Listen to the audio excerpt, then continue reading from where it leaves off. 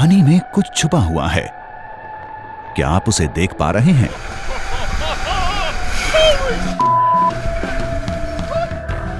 Wales के साथ आमना सामना आप जितनी बार सोचते हैं उससे ज्यादा होता है, और हालांकि लोग इन वीडियोस में साफ बचकर वापस आ जाते हैं, इसमें कोई शक नहीं कि वे वेल का भोजन बनने से कुछ ही मीटर की दूरी पर थे। पर अगर वो इतने भाग्यशाली न होते तो क्या होता? क्या एक मानव शरीर वेल द्वारा निगले जाने पर बच सकता है? क्या ऐसा पहले कभी हुआ है?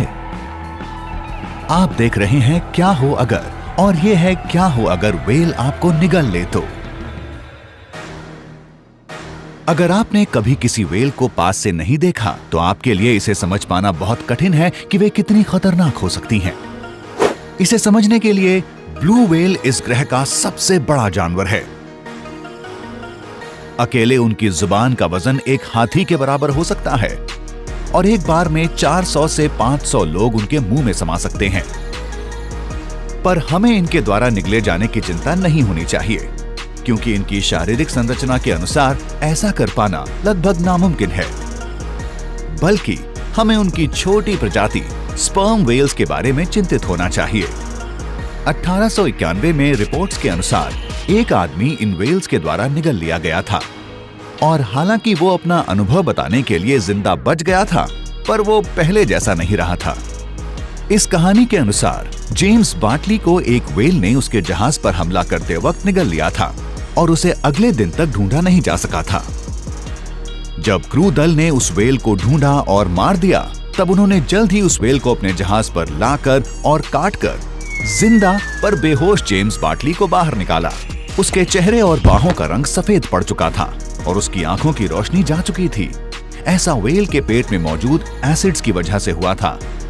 हालांकि समय बीतने के बाद लोगों ने इस कहानी पर शक करना और सवाल करना शुरू कर दिया था कि क्या वाकई जेम्स को वेल ने निगल लिया था। मेरा मतलब, क्या वेल के पेट में मौजूद एसिड्स ने उसके रंग को सफेद करने के अलावा और ज्यादा नुकसान नहीं पहुंचाया? विज्ञान की तरक्की के साथ हमने इसे करीब से देखा और पाया कि अगर आप वेल द्वारा निगल लिए जाते हैं तो सफेद चमड़ी के साथ वापस आना सबसे बड़ी चिंता का विषय नहीं है।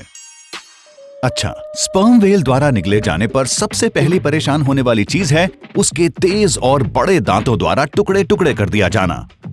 उसका एक दांत 20 सेंटीमीटर लंबा होता है, जो कि एक औसत शेफ नाइफ की लंबाई के बराबर है, और वेल्स के पास ऐसे 40 से 50 दांत होते हैं। अगर आप इतने भाग्यशाली रहते हैं कि इन दांतों से बचकर निकल जाएं, तो फिर आप गले से नीचे जाएंगे। नीचे सिर्फ अंधेरा और चिपचिपा नहीं होगा, बल्कि ऑक्सीजन की कमी और मीथेन गैस ज्यादा होने की वजह से आपको सांस लेने में भी दिक्कत होगी। जैसे जैसे वेल के गले की मांसपेशियां अंदर और बाहर सिकुड़ के आपको नीचे धकेलेंगी, आपको हाइड्रोक्लोरिक एसिड आपकी चमड़ी को खाता हुआ महसूस होगा। मुझे पता है आप क्या सोच रहे हैं, हम अभी इस वेल में फंस गए हैं और जेम्स बार्टली की कहानी में पहले ही कुछ गड़बड़ है। असल में आप गलत नहीं हैं, पर अब रुकने में मजा नहीं आएगा। अब आप वेल के चारों पेटों में से पहले और सबसे बड़े पेट में पहुंच जाएंगे। आप वहां शायद थोड़ी देर रहेंगे, पर अच्छी बात यह है कि आपको बायोल्यूमिनेसेंट स्क्विड के रूप में कुछ रोशनी दिखाई दे, जो आपके निगले जाने के बाद नाश्ते के रूप में खाई गई हो। स्पर्म वेल्स को नियॉन फ्लाइंग स्क्विड्स बहुत पसंद होती हैं। आप इस संक्षिप्त लाइट शो का आनंद लें, क्योंकि इसके बाद आप एक के बाद एक पेटों में गिरते जाएंगे और एसिड्स लगभग आपके पूरे शरीर को तब तक पिघला देंगे जब तक आप सिर्फ हड्डियों का एक गुच्छा बन के वेल के पिछले हिस्से से जल्दबाजी में बाहर न निकल जाएं।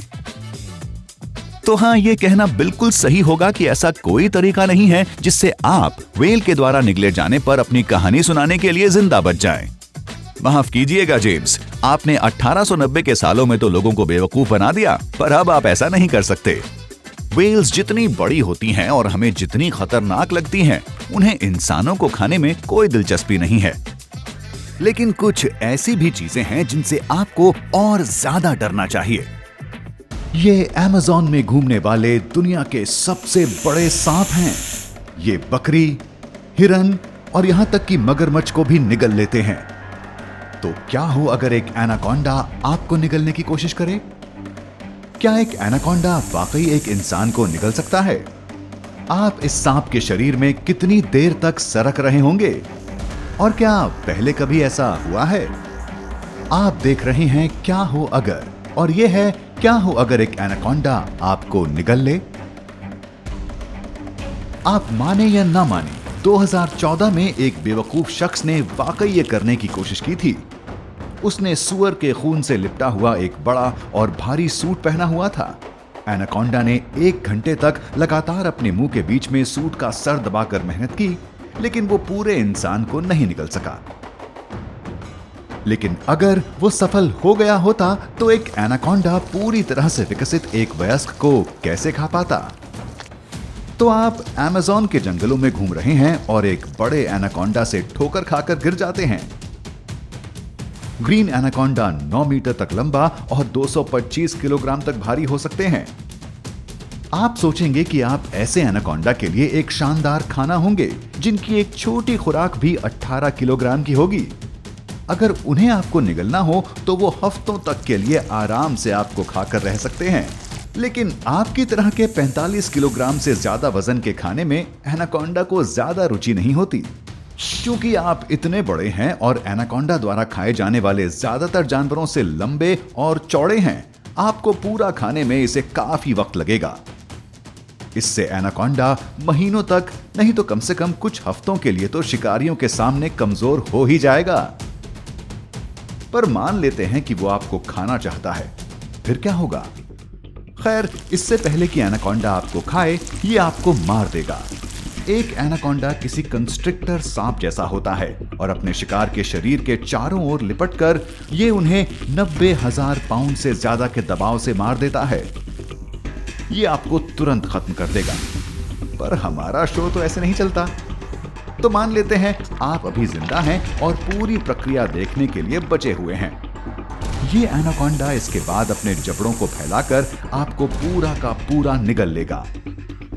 आपको खुद के चबाए जाने की चिंता करने की जरूरत नहीं है, क्योंकि ये अपने नुकीले दांतों से केवल अपने शिकार को पकड़ ही सकता है। और अच्छी बात यह है कि एनाकोंडा में सांपों की तरह जहर नहीं होता, तो आप पैरालाइज नहीं होंगे। लेकिन हाँ, आपको एनाकोंडा के मुंह में ढेर सारा थूक जरूर मिलेगा।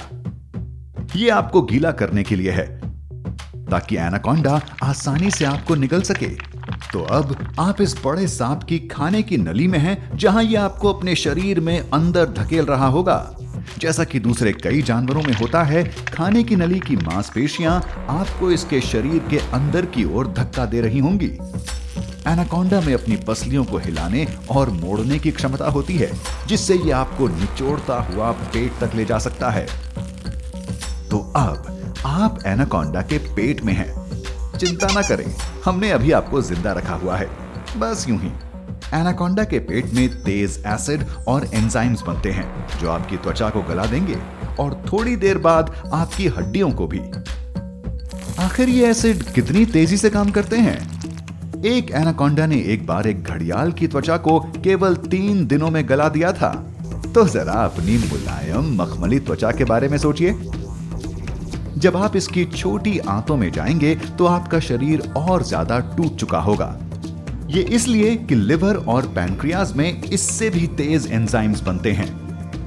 आपके बालों और नाखूनों को छोड़कर सब कुछ अब तक पचाया जा चुका होगा। और अगर आपने कोई जादुई सूट भी पहन रखा हो, तो भी आपको कुछ हफ्तों के वक्त तक तो अंदर ही रहना होगा। तब तक में तो आप भयानक भूख का शिकार हो ही चुके होंगे। हालांकि ऐसा कुछ होने की संभावना बेहद कम है, पर आपको एनाकोंडा से पंगा नहीं लेना चाहिए। आखिर आप इतने बड़े हैं कि वो आपको खाना तो बिल्कुल नहीं चाहते। लेकिन अभी खुश मत हो जाइए, क्योंकि इसके बाद जो आपके पीछे आने वाला है वो आपके साइज से डरने वाला नहीं। अरे नहीं नहीं नहीं, दरियाई घोड़े बड़े होते हैं, ये शोर करते हैं और खतरनाक होते हैं। ये अफ्रीका में हर साल 500 लोगों पर हमला करते हैं और इनका हमला खतरनाक होता है। तो अगर आप इनके आसपास हैं तो चौकन्ने रहें और इसके बड़े मासूम चेहरे पर भरोसा ना करें। और जरा देखो इस नन्हे शैतान को। वो दरियाई घोड़ा भूखा हो सकता है, पर क्या ये मांस खाते हैं? आपको किस चेतावनी पर नजर रखनी चाहिए? और क्या आपका पूरा शरीर इसके मुंह में समा सकता है? आप देख रहे हैं क्या हो अगर, और यह है क्या हो अगर एक दरियाई घोड़ा आपको निगल ले। पानी को पसंद करने वाले ये जीव 5 मीटर तक लंबे हो सकते हैं और इनका वजन 4500 किलोग्राम तक हो सकता है। इतना वजन लेकर चलने के लिए ढेर सारी ऊर्जा की जरूरत होती है, तो इन भूखे दरियाई घोड़ों को हर रात 35 किलोग्राम खाने की जरूरत होती है। खुशकिस्मती से ये ज्यादातर शाकाहारी ही होते हैं। ऐसी कुछ खबरें हैं जहां इन्हें मरे हुए जानवर खाते हुए देखा गया है, पर ये मामले बहुत कम हैं। इंसान तो इनकी खुराक में बिल्कुल भी नहीं आते, लेकिन इसका मतलब ये नहीं कि आप इनके आसपास आराम से घूम सकते हैं। ये बहुत गुस्सैल होते हैं और एक ऐसी चेतावनी है जिसे आपको कभी भी हल्के में नहीं लेना चाहिए। अगर आपको कोई दरियाई घोड़ा अपना मुंह खोलकर उबासी लेते या हंसते हुए दिखता है तो आप खतरे में हैं। इसका मतलब है कि वो आप पर हमला करने वाला है। आपको लगता है मैं आपसे भागने को कहूंगा, पर माफ कीजिएगा, दरियाई घोड़ा 30 किलोमीटर प्रति घंटे की रफ्तार से हमला कर सकता है और कभी कभी कोई चेतावनी नहीं मिलती। दरियाई घोड़े अक्सर एक छोटी नाव के नीचे चले जाते हैं और उसे पलट देते हैं और उस नाव पर सवार लोग पानी में गिर जाते हैं। एक बार आप पानी में गिर गए तो बचने की संभावना बेहद कम है। पर क्या एक दरियाई घोड़ा आपको पूरा का पूरा निगल सकता है? हालांकि ये बड़ा जानवर है, पर एक दरियाई घोड़ा आपको एक बार में तो नहीं खा सकता। पर जब दरियाई घोड़ा आपके हाथों और पैरों को अपने दांतों के नीचे दबा रहा होगा, तब आपको तेज दबाव महसूस होगा।